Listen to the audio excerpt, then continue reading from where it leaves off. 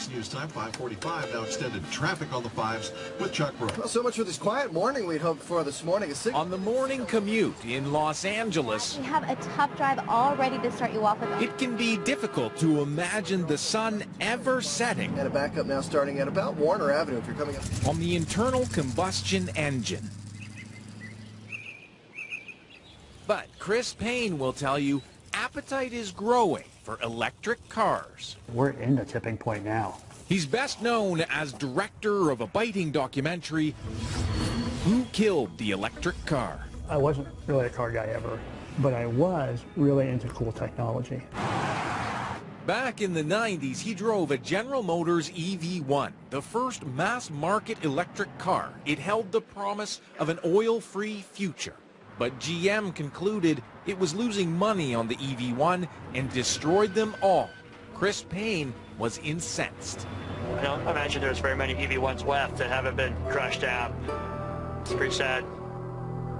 Payne blamed car manufacturers, oil companies, and the California government for killing the electric car. I drove that car for about 5 years. In the process, I became kind of committed to why this technology is good and is going to roll forward in the future. This is the garage where we keep the electric cars. The roof here is full of solar panels. A decade later, he's clearly a convert. The energy comes into this circuit board, and then we send it to the different chargers. So you're powering off the sun? Yeah, everything is powered right off the sun here. He now owns 3 types of electric cars, All 3 of these cars don't require a charger. You can just do it off the wall. all subject of his sequel, Revenge of the Electric Car. That film chronicled GM back in the game with its gas-electric Volt, Nissan with its all-electric Leaf, and Silicon Valley billionaire Elon Musk unveiling the luxurious electric Tesla. Really what matters is, are we making a difference in the world? Until we see every car on the road being electric, we will not stop. This is really just the beginning of the beginning. Jump forward 7 or 8 years, the cars are coming back. People are like, whoa, the Model S won the car of the year. Wealthy people are saying, I'm going to choose that car instead of this car. You're in the middle of a big change, fundamental change that's happening here. In Canada, on the BC coast, some say change is coming fast. 0 to 100 kilometers in just a smidge over 4 seconds. Vincent Argiro, who made his fortune designing health software, owned the first Tesla in British Columbia. Charging port is here. He traded in his Ferrari to buy it with his wife Maggie's blessing. The idea of having a guilt-free sports car that was high performance but had 0 emissions, that was very exciting to us. The car has about as much storage space in the front of the car as most cars have in the back. Wow. Without the giant internal combustion engine, there's lots of room. That's the kind of engine I could fix, maybe. Naturally, when Tesla released its Model S, they got one. Oh, you pushed the button. Okay, all right, there. Nice. Okay. How much did it cost? This car, as it's configured, is about $100,000. Begging the question. Is this just a rich person's plaything? What would you say to that?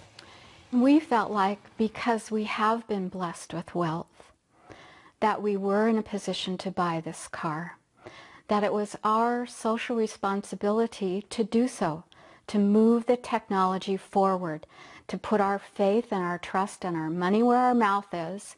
If you really want to get rid of petroleum products, then find a way to buy one of these cars and stop talking about it.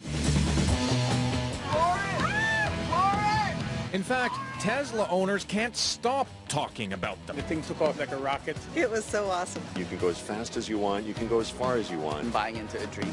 Turning Tesla into stock market darling with lofty promises to put gas stations out of business. Even car reviewers are raving. This car performs better than anything we've ever tested before. Let me repeat that. Not just the best electric car, but the best car. I'm really surprised to be hearing myself say this because I'm a gasoline engine guy, but you spend a little time with a powerful electric motor car and it's pretty convincing. Impressive, yet not enough to convince this car reviewer. You can take a gas car anywhere and find fuel. If it breaks, you can find somebody who can fix it. Having an electric car is sort of like being the first gasoline car driver back in 1907. You know, it's an adventure when you go on the road. You have to plan, and you call ahead and make sure that thing's still there, and carry some extra, you know, sleeping bag and some food, because you may be on the roadside overnight if you're not watching. It pains John Odell to say that. He reviews green cars for a living, like this one, an electric Fiat sold only in California. He himself owns 2 electric cars, but they've got to break through, in marketing terms, it's called the valley of death. You have a new technology that you're marketing. It's always gobbled up enthusiastically by the early adapters who, you know, have an eye on that. And then you have this great valley of death that you have to get through to go from the early adapter to the early majority, where sort of mom and pop starts buying. And moms and pops who only own 1 car still have range anxiety. Tesla may offer an impressive 370 kilometers on 1 charge, but the more affordable Nissan Leaf, only 120 kilometers. The fear of running out of juice is real, because charge stations are still few and far between. Plus, at a park and plug like this, it takes 4 hours to fully charge. So you don't buy the claim that gas stations are going to be a thing of the past and we're going to see plug-ins on every corner? No, I don't. I think the gasoline engine is going to be here in large numbers 25, 30, 40 years from now, unless, you know, we simply run out of gas for either geopolitical or economic reasons. Chris Payne likes to say fear of change disappears once someone test drives an electric car. Once people do it, they become like holy warriors. But he knows North American buyers aren't stampeding to electric car showrooms. Fewer than 3,000 EVs and plug-ins were sold in Canada last year, less than 0.2% of auto sales. In the U.S., about 50,000 electric and plug-in hybrids were sold last year, a mere 0.6% of auto sales. Why? Oil still rules. Just 5 minutes from Payne's home, the largest urban oil field in the U.S., newly invigorated thanks to fracking. I wanted to bring you up here because it really does suck. They're sucking up fossil fuels from the center of Los Angeles when we have all the power we need coming down from the sun on millions of roofs that could be powering all the electric cars here. Whether it's tar sands or going back to these old oil fields and fracking from them in the middle of a very populated area, it's old-time thinking, and it's not thinking what we can be doing. What were you driving before? I was driving Prius. A Prius? Yes. And you like this one better? It's for green. It's good for the earth, right? And you don't smell gas. Enter Paul Scott, the top salesman of Nissan Leafs in California. I love talking to my customers and Leaf drivers in general because they all understand it the way I understand it. He's a lifelong environmental activist who fought long for electric cars, then signed up to sell Leafs for Nissan. You could be retired right now. Why the heck are you selling cars? You know, it's important because transitioning from internal combustion to electric solves a lot of the world's worst problems. We fight wars over oil. We've never fought war over electricity, and we never will. You can make electricity from the sunlight falling on your house, from the wind blowing through the mountain passes, and you can run your home and your car on that renewable energy. That eliminates all the pollution from extracting, shipping, refining, distributing, and burning of oil. Going back and forth, no problem. I don't even have a quick charge at home. Yeah. I just plug it into the wall, and it works. My dad's in the hospital. I need to make a detour. Now I'm in trouble. Well, that's why we have the fast chargers. Yeah, no, this is great. For every consumer concern, Scott has an answer. What am I going to have to do when I have to replace the battery? 8 or 10 years from now, I'm going to have to put $12,000, $8,000 into a new battery. Probably more like $5,000 or $6,000. And you've just driven the car for 8 or 10 years and haven't spent a dime for gas.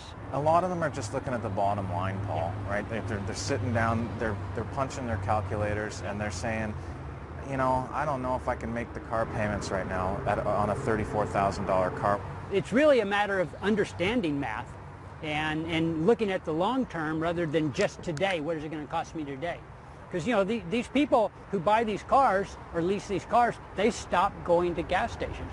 But he admits it's a long, slow sell without government intervention a la Norway. Norway has more electric vehicle owners per capita than any country in the world.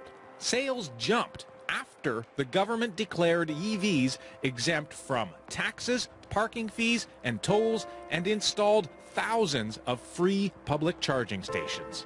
But different story in the U.S. The Obama administration did ask a panel of thinkers to fast forward 35 years to try to figure out how to cut gas emissions from cars by 80% by 2050. So you start with all your new technologies. John Odell was part of that panel and wasn't convinced electric is the only answer. Short of insert miracle here, we're going to have a mix of highly efficient gasoline cars, highly efficient conventional hybrid, gas-electric hybrids, plug-in hybrids, some electrics, and some fuel cell hydrogen vehicles. So some battery electrics. No one technology is going to win. No, by 2050, no one technology. We just don't see it. Our committee did not see it happening. Tesla will have you believe this is the miracle. The Tesla supercharger. We expect to cover the entire United States and the lower part of Canada. The Supercharger Highway, where Vincent and Maggie Argiro charge up in no time flat. We need to be here for maybe a half an hour just to leave a little cushion to get home. And it's free. It is free. Enough time to make new friends, perhaps discuss that $35,000 model Tesla promises for 2017. Then off we go. Have a safe drive. Don't go too fast. We won't. Even though we can. we will. Yeah, we'll keep the horse in reins. Bye. As for Chris Payne, he's on to a new documentary about the rise of bicycle culture. I still think there's tremendous forces trying to shut down electric cars. And the good news is that there's a lot of forces trying to make them happen. Will the electric car ever cross its valley of death? It won't happen overnight. Not without convincing consumers it's time to switch. Duncan McHugh, CBC News, Los Angeles.